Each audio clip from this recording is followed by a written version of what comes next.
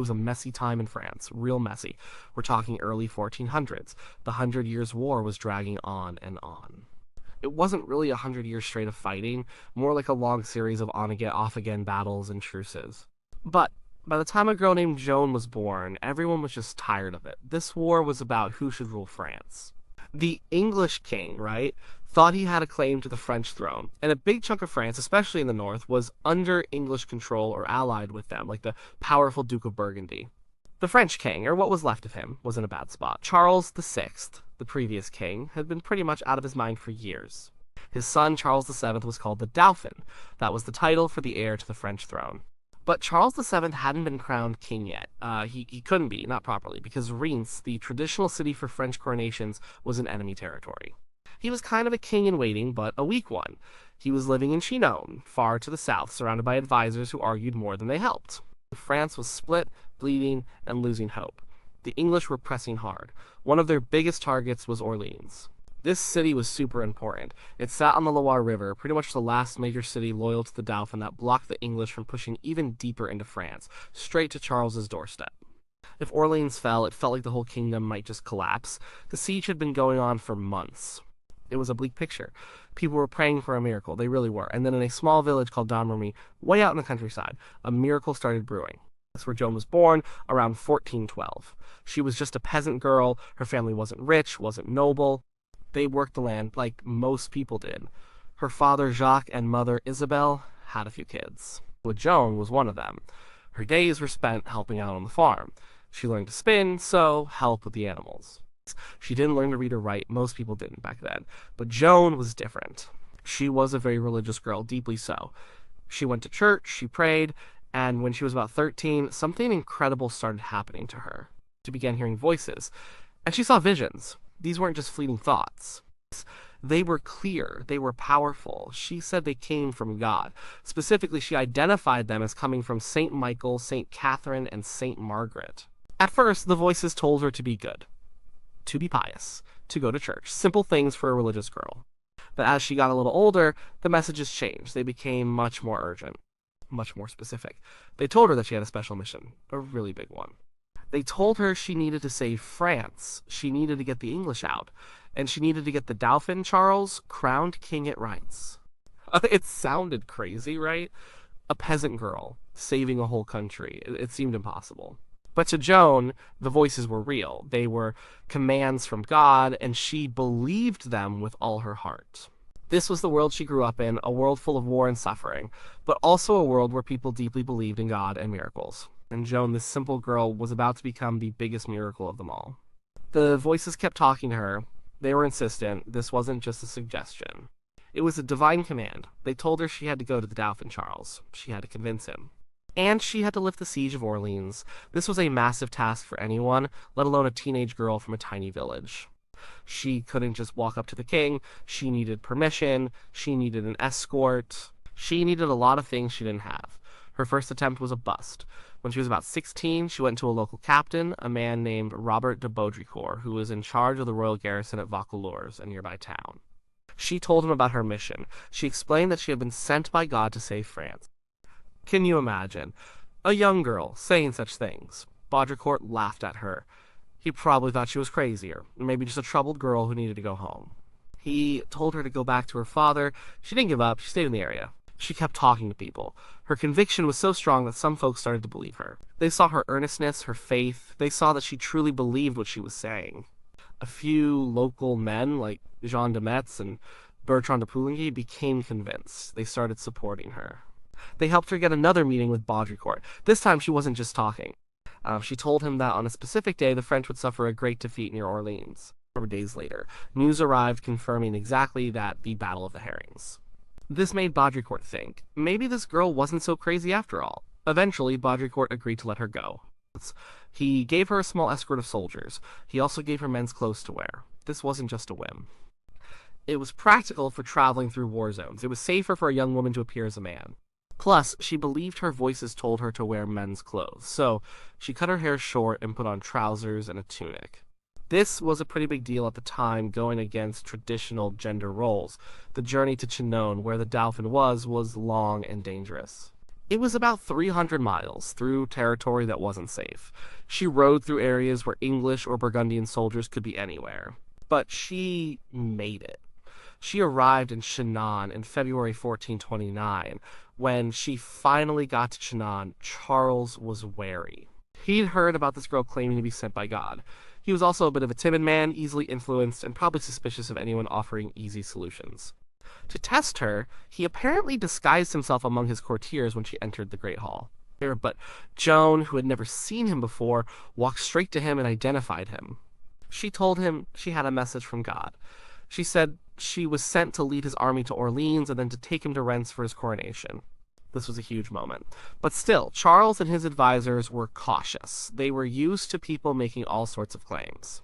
They couldn't just believe a peasant girl, no matter how convincing. So, they sent her to Poitiers, a city where there was a university, to be examined by a council of theologians. These were the smartest, most religious men around. They questioned her for weeks. And they wanted to make sure she wasn't a heretic, or a witch, or just plain delusional. They asked her detailed questions about her faith, her voices, her mission. Joan, though uneducated, answered with remarkable clarity and confidence. She always returned to the simple truth she was sent by God. She passed their test. They found nothing wrong with her faith. They concluded she was good, a true believer, and that her mission could be from God. This was the green light Charles needed. He decided to trust her. He gave her armor, a banner, and command of a small detachment of soldiers. A peasant girl was now leading part of the French army. It was truly unbelievable. Joan's arrival was like a jolt of electricity for the French. The Dauphin, Charles, and his court had been living in despair for so long. They were passive, waiting for the inevitable, but Joan brought something they desperately lacked: hope and absolute conviction. She truly believed God was on their side, and that they would win. This belief was contagious. The soldiers, who had been defeated and demoralized, started to look at her not just as a leader, but as a symbol of divine intervention. She was the maid, sent by God to save France. But she wasn't just a symbol, she was a leader. One of her first actions was to clean up the army. She demanded that the soldiers stop swearing. She told them to confess their sins and go to church. She even kicked out the camp followers. This was unheard of. Armies back then were pretty rough places, but Joan believed God wouldn't help them if they weren't righteous. And remarkably, the soldiers listened. Her presence changed the whole atmosphere. It turned a ragged, disheartened force into an army with a mission, believing they had God's favor. The next step was to relieve Orléans. The city had been under siege for months, and its fall seemed certain. So Joan rode at the head of a relief force, carrying her banner. She didn't carry a sword into battle herself, except for a legendary one she said her voices told her was buried behind the altar in the church of Sainte Catherine de Fierbois. This sword, with 5 crosses on its blade, became another symbol. She arrived in Orléans in late April 1429. The English, hearing of her, were probably a mix of curious, scoffing, and a little bit unnerved. They called her a witch. The battle for Orléans was intense. The English had built strong fortifications around the city. And Joan didn't sit back. She was at the front, rallying the troops. She wasn't a trained general, but she had an incredible sense for strategy, courage, and inspiring people. She understood the psychology of war. The French, invigorated by her presence, attacked with a ferocity they hadn't shown in years. On May 7th, during an assault on an English fort called Les Tourelles, Joan was hit by an arrow in her shoulder. It was a serious wound. The soldiers around her must have felt their hopes sinking. But Joan, after having the arrow removed and a quick dressing, returned to the battle. She pulled the arrow out herself, historical accounts say. She reappeared on the battlefield, still holding her banner, urging her men on. This act of bravery electrified the French. It sent a clear message she was not giving up, and neither should they. The sight of her, wounded but unyielding, renewed their courage. The English, on the other hand, were terrified. They saw her return as proof she was either blessed by God or something supernatural, like a witch. Their morale crumbled. The French took Les Tourelles. The next day, May 8th, the English forces abandoned the siege. Orléans was saved. It was an astonishing victory, a true turning point in the war. The psychological impact was immense. For the French, it proved Joan's divine mission. For the English, it sowed doubt and fear. After Orléans, Joan didn't stop. She immediately pushed for more action. Charles and his advisors, ever cautious, wanted to take it slow, but Joan knew the momentum was on their side. She led the army through the Loire campaign, securing the bridge towns along the river Jargeau, Meung-sur-Loire, Beaugency. These were swift, decisive victories. Then came the Battle of Patay. This was a classic cavalry charge. The French knights, finally confident, crushed the English forces. It was a rout. The English lost thousands of men, including some of their best commanders. This battle effectively broke the back of English resistance in the Loire Valley. The path to Reims, the city where French kings were crowned, was now open. Joan had cleared the way, just as her voices had told her she would. She had taken a defeated, leaderless army and turned them into a force that could win. With the Loire Valley secured, Joan's next objective was clear: get Charles to Reims for his coronation. This wasn't just a ceremony, it was a huge political and spiritual act. Until Charles was crowned king at Reims, his legitimacy was always in question. The English had been trying to claim the French throne, and having an uncrowned French king made their job easier. Joan understood this deeply, even if Charles and his advisors dragged their feet. Charles, even after the astonishing victories at Orléans and the Loire, remained hesitant. He was still worried about the risks. Reims was deep in territory that was either held by the English or their Burgundian allies. It seemed like a dangerous march, but Joan insisted. She was relentless. Her voices told her it had to be done. She pushed Charles to act, to seize the momentum they had gained. Her unwavering faith in the victories she'd delivered finally convinced him. So, in late June 1429, the French army, with Joan at its head, began its march towards Reims. It was a strange procession. They moved through enemy territory, but instead of fierce resistance, something remarkable happened. Town after town, hearing of the Maid and the recent French victories, opened their gates and pledged loyalty to Charles. They surrendered without a fight. This was a testament to the power of Joan's presence and the morale shift she had created. People saw her as a sign that God was now with France. On July 17, 1429, Charles VII was officially crowned King of France in Reims Cathedral. Joan stood by his side, holding her banner. It was a moment of incredible triumph. For the first time in years, France had a truly legitimate crowned king. The ceremony solidified Charles's claim and gave the French people a powerful symbol of unity and hope. For Joan, it was a fulfillment of her divine mission. She had delivered on her promise. After the coronation, Joan wanted to push on. Her goal was Paris, the capital, which was still under English and Burgundian control. She believed they should strike while the iron was hot, while the momentum was with them. But Charles and his advisors were cautious again. They preferred negotiation, diplomacy, playing it safe. They had gotten what they wanted, the coronation. They were starting to see Joan less as a divine instrument and more as a useful, but perhaps too headstrong general. There was a failed assault on Paris in September 1429. Joan was, as always, at the front. During the attack, she was wounded in the thigh by a crossbow bolt. The attack ultimately failed. It was a big setback, and it gave Charles's more cautious advisors a reason to slow things down.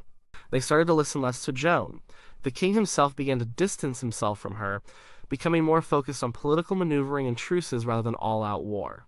So Joan spent the next few months in minor skirmishes, trying to keep the fight going, but she didn't have the same level of support or resources she once did. The political tide was turning against her at court. Charles was essentially sidelining her, probably because she was too direct, too committed to war, and perhaps too popular, which might have made him feel threatened. The end for Joan came tragically. In May 1430, during a skirmish at Compiègne, a town under siege by the Burgundians, Joan led a sally a sudden attack out of a besieged city. It didn't go well. The drawbridge to the town was raised, trapping her and some of her men outside. She was surrounded by Burgundian soldiers. They pulled her from her horse. She was captured. The Burgundians were allies of the English, and for a hefty sum of money, they sold Joan to the English. This was a devastating blow for the French and a huge propaganda victory for the English. They wanted to destroy Joan's image, to prove she was a witch and a heretic, not a divine messenger. This would undermine Charles's coronation and take away the French people's hope. Her capture was not just a military loss, it was a psychological one for France and a personal betrayal for Joan. The king she had crowned did little to nothing to save her. The English had Joan now, and they knew exactly what they wanted to do with her. They wanted to prove she was a fraud, they wanted to discredit her, and by extension discredit Charles VII, the king she had crowned. If they could show Joan was a witch or a heretic, then Charles's coronation at Reims, which she had made happen, would be seen as illegitimate. It was all about politics and propaganda, disguised as a religious trial. So Joan was put on trial for heresy in Rouen, an English-held city. The trial was presided over by Bishop Pierre Cauchon, a man firmly loyal to the English. This was not a fair trial. It was rigged from the start. Joan had no legal counsel, no friendly witnesses. She was an uneducated peasant girl, up against a panel of highly educated churchmen and lawyers, all determined to find her guilty. She was kept in an English prison, chained and tormented by her guards. The charges against her were many. They accused her of witchcraft, of hearing voices from demons instead of God, of dressing like a man, and of refusing to submit to the authority of the church meeting, the authority of the English-backed church officials who were judging her. Despite the overwhelming odds, Joan was incredibly brave and intelligent during her questioning. She held her own. She refused to say her voices were from the devil. She insisted they were from God. When asked if she believed she was in a state of grace, she famously replied, "If I am not, may God put me there, and if I am, may God keep me there." This was a brilliant answer, as to say ayes would be heresy claiming to know God's mind, and to say no would be admitting guilt. She knew the traps they set for her. The trial lasted for months. Eventually exhausted and isolated, facing the threat of immediate execution if she didn't cooperate, Joan signed an abjuration. This was a document where she supposedly admitted her errors and promised to stop wearing men's clothes. She might not have fully understood what she was signing. This was likely a moment of extreme weakness and fear. She was told if she recanted, her life would be spared and she would be held in an ecclesiastical prison. But the English didn't want her alive. A few days later, she was found wearing men's clothes again. She claimed her voices had returned and chastised her for her weakness, and that she felt more protected in male attire. This was enough for her captors. They declared her a relapsed heretic, meaning she had gone back on her word. This was a death sentence. On May 30th, 1431, Joan of Arc was led to the Old Market Square in Rouen. She was just 19 years old. She asked for a cross. An English soldier made a small one for her from sticks and gave it to her. She also had a priest hold up a crucifix for her to see as she stood on the pyre. She continued to proclaim her innocence and to call upon the names of Jesus and her saints. And then she was burned at the stake. They burned her body twice more to ensure nothing was left, then scattered her ashes in the Seine River to prevent anyone from collecting relics. Her death was meant to be the end of her story, a final blow to French morale. But it didn't work out that way. The war continued. In fact, a few years later, the English lost their Burgundian allies, and Charles VII slowly but surely reconquered France. The 100 Years' War finally ended in 1453, with the French victorious. 25 years after her execution, Charles VII, now a secure and powerful king, ordered a new trial for Joan. This wasn't about her guilt or innocence, really. It was about clearing his own name. He needed to prove that the person who crowned him wasn't a heretic or a witch. This posthumous retrial, or rehabilitation trial, took place in 1456. Many witnesses were called, including her family, her old comrades, and those who had known her. They all spoke of her piety, her courage, and her good character. The court overturned the original verdict. Joan of Arc was declared innocent, a martyr, and her good name was restored. Her legacy grew over centuries. She became a powerful symbol of French nationalism, courage, and faith. In 1920, the Catholic Church officially canonized her, making her Saint Joan of Arc. So how did a peasant girl lead the French army? She did it through absolute, unshakable faith in her divine mission.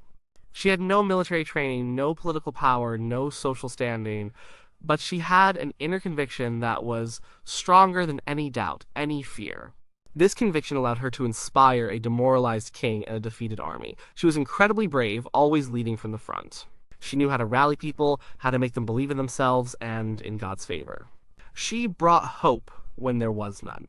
She pushed when others hesitated. She spoke with a directness and honesty that cut through courtly politics. Even in her trial, facing death, she never truly wavered in her belief. Her story is a powerful reminder that sometimes the greatest leaders don't come from palaces or universities, but from the most unexpected places, armed only with conviction and courage.